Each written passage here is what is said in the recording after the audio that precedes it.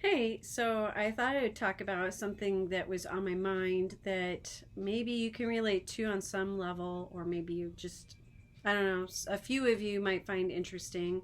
I have like maybe three people that watch my vlogs. So, whatever.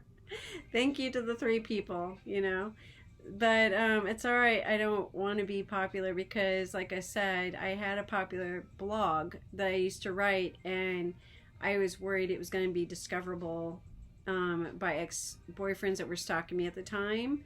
And I was also mainly worried more so about them than about a job because I was trying to get a job and I didn't want them to go, about it. So I like being low key and in the shadows and perfectly fine with just three people.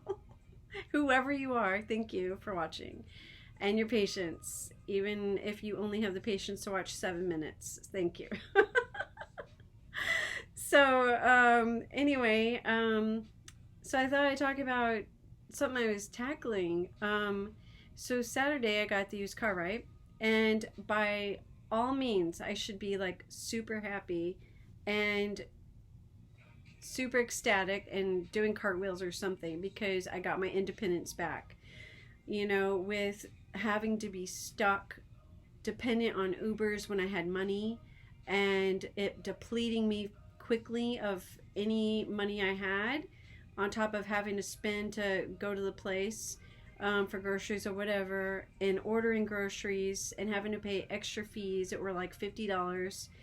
I was really, really, really relieved to have a car because freedom again, independence again, not having to worry about paying the high fees of Uber. And of course, COVID-19, nobody's going to give me a ride. And I'm not going to ask anybody for a ride because if they don't offer, I'm not going to ask. And so no one's offered. So I've been doing without and just maintaining by myself. And meanwhile, feeling super depressed because my independence was taken from me. And I've had to work really hard to get that back. And so I finally got a car on Saturday. And yeah, I'm happy. But I fell into this huge depression almost instantly. And through today, I'm still depressed. But I had some time during my lunch break to have some introspection and eat a little bit of protein to help the synapses to fire off and to think clearly and to not be emotional because like I said, I've been depressed and it's over a couple things, but the main thing, I'll get to my point. But yeah, yesterday and today, no motivation, couldn't focus, just my mind was just all over the place, anxious, depressed, and just stressed out. And I'm like, why am I feeling so depressed about this? I should be happy. Why am I depressed? What is going on with me? And so it finally dawned on me, boom, this is why you're depressed. So when I was in 8th grade, again, my dad died of very aggressive, sudden onset of colon cancer that robbed him of his young life. He went like that. He was only 42. And so it left me orphaned, and I bounced around to all the different relatives, and they were all military, by the way. All of my family, all of them are Army, and they're also all combat vets. So that's important for you to know. If you don't know what a combat vet is, you probably should look into it. So all of them are combat vets, even the women. I have no desire to be in the military. I thank God that I have asthma and have a reason to avoid it. But anyway, my whole family they're just all screwed up. And so I lived with all of them that got passed around until I was put on a bus and shipped out by myself on a Greyhound to Texas. And it was a lonely, depressing drive, or ride, I should say. I was in a bus riding. And, one of the people that I lived with, it was brief, the social worker had placed me with, and that social worker was an incredible mean bitch. I don't remember what she asked me, but I think I told her I didn't like the family. They were not nice people, and I didn't want to stay there with them. And um, I think something else about one of my decisions that I was trying to make, with being suddenly, you know, thrust into adulthood, but still forced under the thumb of, you know, other people, the state. I was state property. And so I was not my own. I was nobody's. I was the state.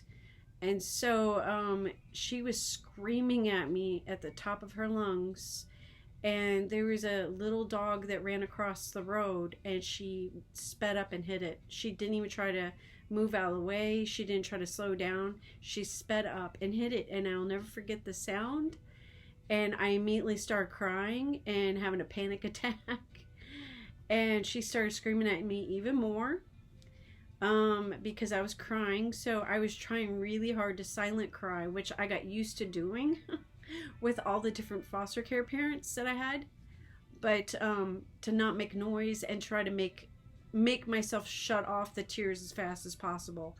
So I learned to do that skill. It's not an easy one.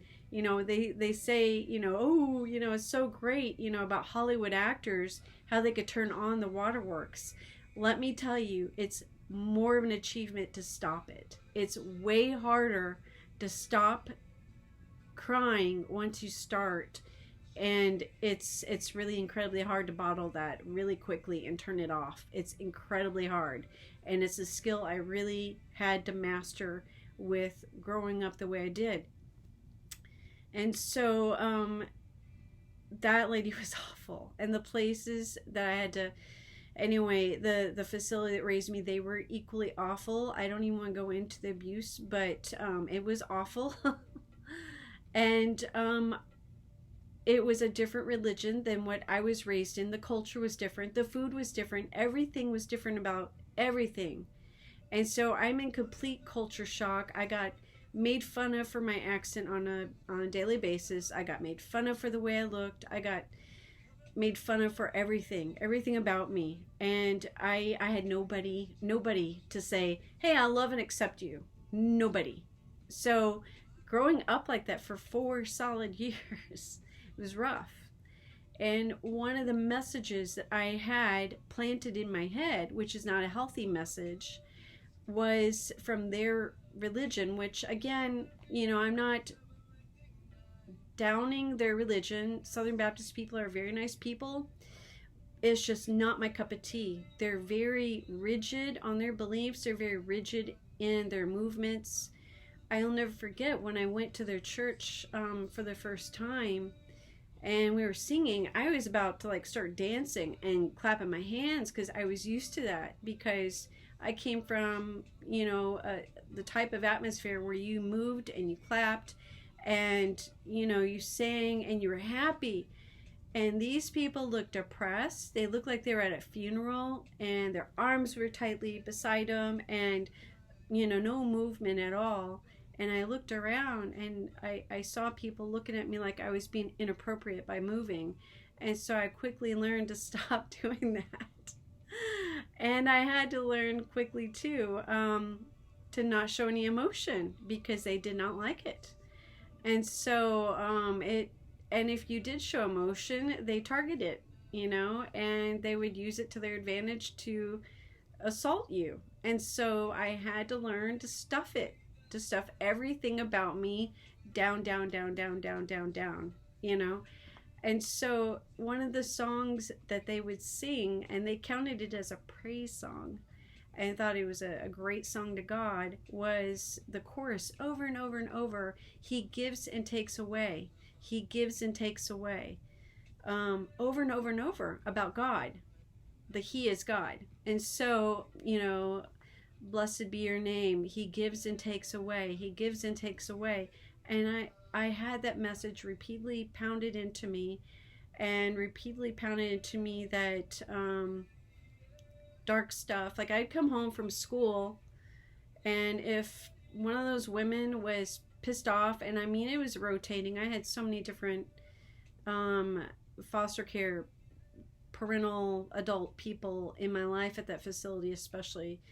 I just it still hurt though. It crushed me. I mean, I would come home from school and my mind was, okay, I need to do a chore immediately before I get in trouble, and be able to have time to do all my schoolwork in time, and go to bed on time and take my shower on time. And, I worried about all that stuff. And I didn't even care anymore. I had a boyfriend in high school. In fact, he's on my Facebook, and sometimes he'll say something silly and tease me. Every now and then he'll pop up and tease me about something. And then another guy I dated, but I didn't call them because I only got one 10-minute call per day, and it was monitored. So I wasn't allowed any privacy whatsoever, and it was like being in jail, but only I was free to go to school, and that was it, and free to go to church, and that was it. And so that message, though, over and over and over, he gives and takes away. And then the random abuse. I'd come home from a day of school, and all I'm thinking is, I've got to hurry up and do my chores before I get in trouble and screamed and yelled at. I've got to hurry up and do my homework before I get screamed and yelled at. I've got to hurry up and after dinner and eat dinner on time and do chores so I don't get screamed at, and take my shower and have all my hygiene things put away and everything cleaned up, and my closet and my bed clean and organized and in bed at 10 o'clock by 10 o'clock at night, so that I don't get screamed and yelled at. And it didn't matter. It didn't matter how hard I tried to keep everything on time and tried to keep the schedule and do everything I did and do it as perfectly as I could. They still found ways to scream and yell at me. Like one time I came home and this lady just went off on me and told me I had a black heart as black as the ace of spade and was going straight to hell. I hadn't done anything. I had just gotten off the school bus and came through into the living room, and she's screaming at me like that in front of all my peers that I had to live with.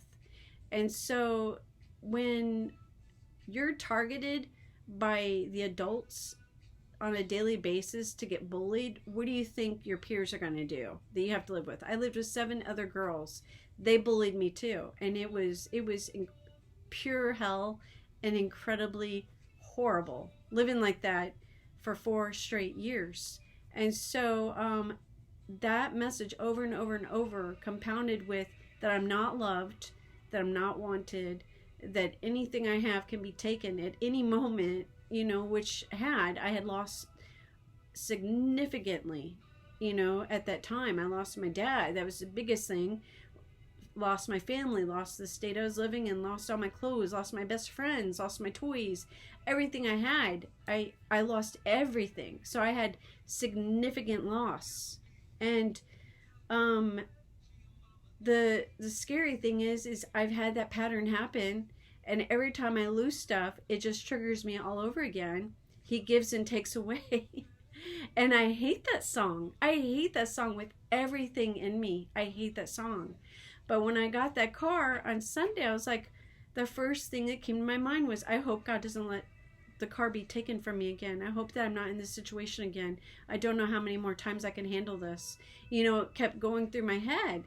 And I remember thinking that, but then it started the depression. And so I've been depressed since Saturday after getting the car, because I'm so scared that God is not going to continue to take care of me, and he's going to let shit happen to me again and let everything fall through again.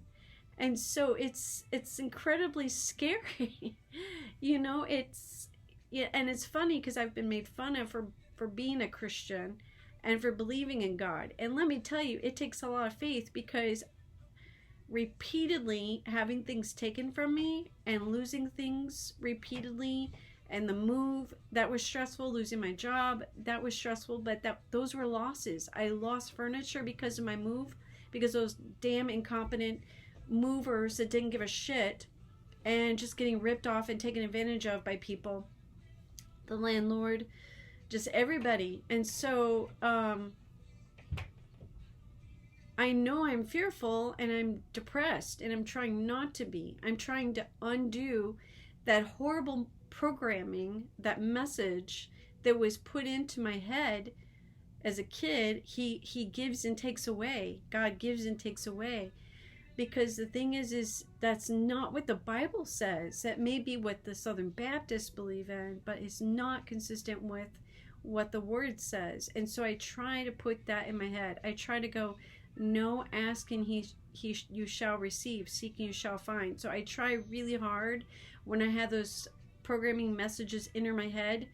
I try really hard to fight it with the opposite and go, nope, this is what actually it says in the Bible that God does. He does not take away. Satan takes away, not God.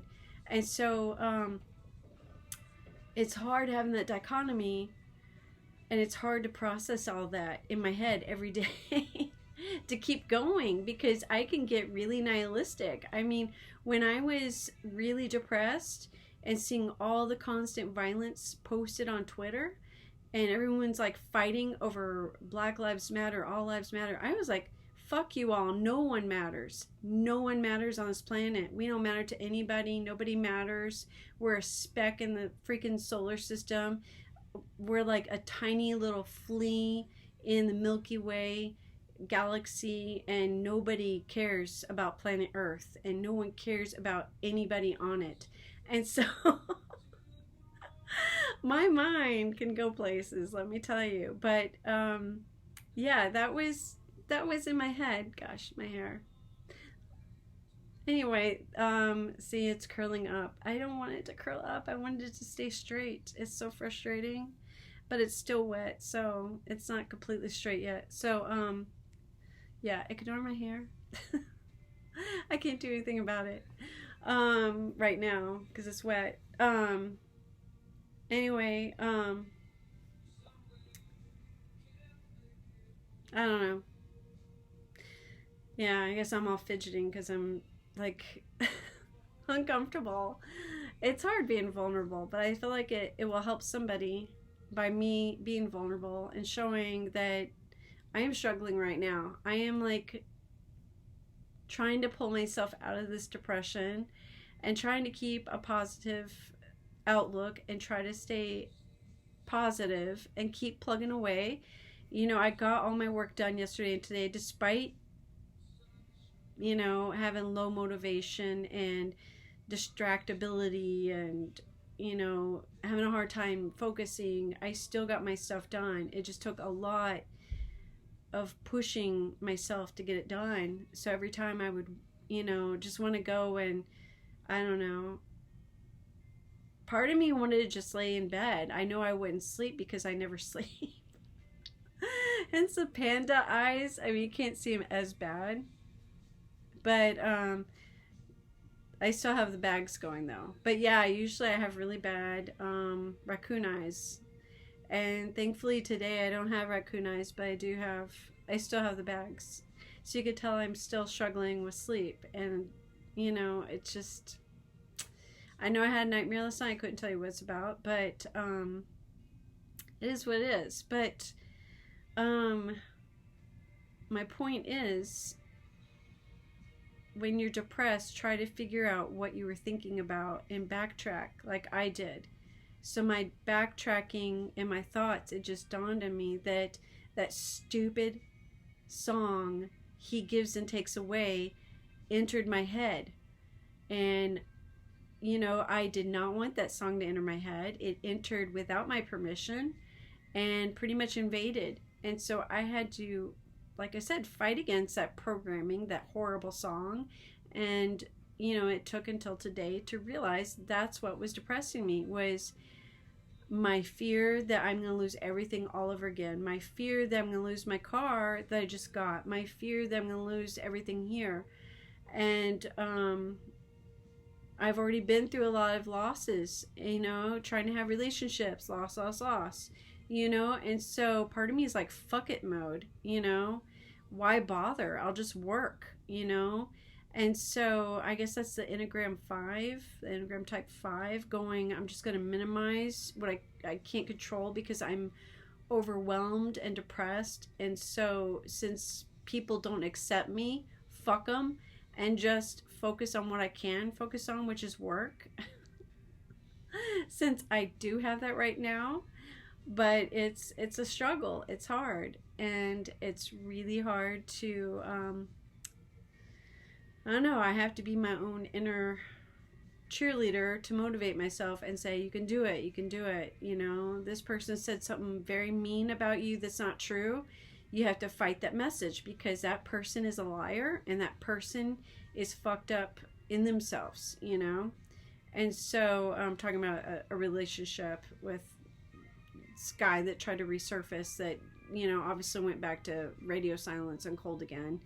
um, but you know, I don't do well with people that are cold and do that, because it's too triggering to the foster care environment. And they were cold constantly. Not one hug, not one I love you, not one, you know, well, the holidays they shut down. So no, I didn't experience Christmas or birthdays or any of that crap. That was like non-existent until college, when, you know, like my peers would feel bad for me, and they were like, where are you gonna go for Christmas? And I'm like, I don't know. I hope I can find a cheap like hotel to pay for me to just stay in and work, you know, the entire time. And so like my ex-fiance took me home for a Christmas, and one of my college mates took me, that was my roommate, took me home for you know, a Thanksgiving, and another one took me home for a Thanksgiving, because you know, they were really sweet and stuff. But yeah, um it was tough, it was lonely, and I'm just still fighting all that. And then you might think, well, you're an adult now, get over it. Well, you know what, do you still have family? If not, I'm sorry, but if you do, then you need to shut your mouth, because you don't understand what you're talking about, and you shouldn't tell somebody that. You know, I can't tell you how many times I had somebody tell me, oh, you're not an orphan, you have Jesus. Do you know how incredibly evil that is to say to a kid that's lost their dad? It made me want to hate Jesus. It made me want to become an atheist. Every time I heard that, I wanted to say, fuck all of you. I don't believe in any God. What kind of God would take my dad and make me stuck with a bunch of abusive assholes that come in and out of my life like a freaking door, a rotating door in a hotel, you know? But I followed orders and kept my mouth shut. And learned to stifle the tears as fast as I could, and be quiet when I cried and not make any noise, so that they couldn't hear the vulnerability. They couldn't make fun of me. They couldn't attack me. They couldn't blah blah blah blah blah blah blah. You know, um, so it is what it is. But yeah, it was it's been a tough few days, and I am scared. I love that I have a car again. It's not the greatest car. It's like I said, the interior is damaged from the person that had it before me that partied the hell out of it. But at least it's something that's independent, that gives me the ability to get to and from places without being forced to stay home and forced to pay high fees for Uber. So now all that money for Uber I could take and pay on a car payment, which is more logical, and car insurance. So it's good, but it's also terrifying. So I want to definitely pay off that car as fast as possible. And I'm terrified for when my boss comes back from her little vacation. She's a micromanaging, very overly critical, awful lady. And I'm really scared that I'm going to lose this job, because people that climb the ladder really quickly, that are insecure and that are micromanaging and critical, tend to not like me. So I'm terrified. I'm terrified. So anyway, that's it. Thanks for watching, and sorry for the hair. And I guess that's it. Yeah.